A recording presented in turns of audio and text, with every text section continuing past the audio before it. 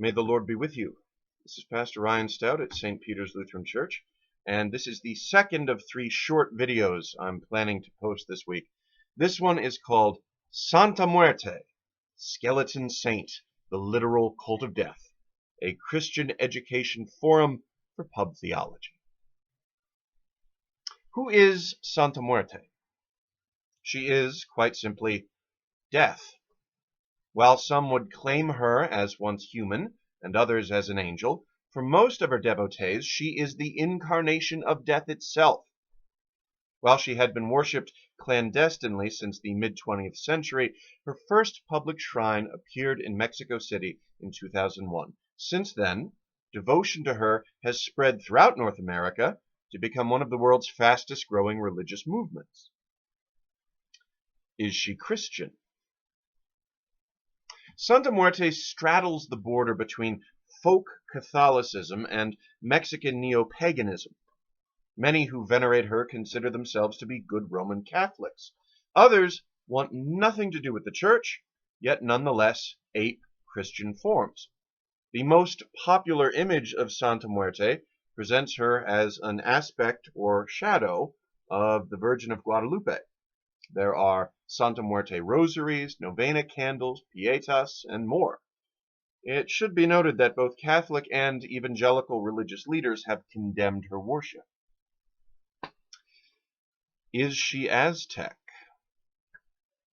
Many believe that Santa Muerte is a modern reemergence of an Aztec goddess, Mictlantecuhtli, whose cold womb holds the dead for rebirth in the world to come. As with the Virgin of Guadalupe, she combines Catholic and native imagery. It is just as likely, however, that she is of Spanish origin, as Spaniards already had a tradition of a female Grim Reaper. Regardless of whence she comes, all cultures know death. Why is she considered to be so powerful? Death touches everything.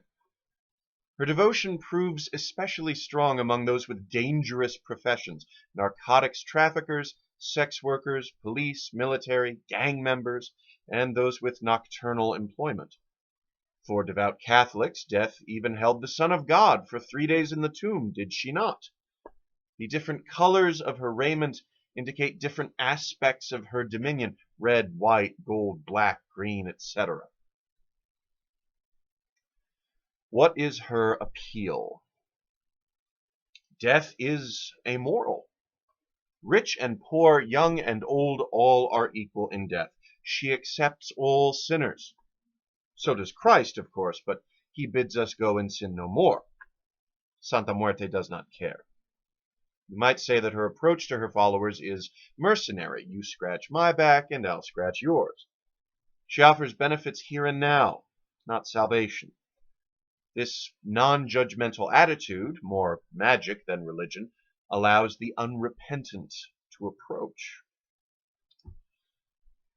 What is death? Unlike Judaism and Islam, Christianity has no designated angel of death. In Christian theology, death is not a thing, but simply an absence of life. God didn't create death because death has no substance. It is a void, a lack, an emptiness. Yet Christ transforms death by filling it. Could she now be St. Francis' sweet sister Death? Is she in Christ what she was always meant to be, a principle of transformation from glory unto glory? That indeed is a very short introduction, but hopefully enough to get the ball rolling for Pub Theology. Feel free to come and join us for a pint and a prayer.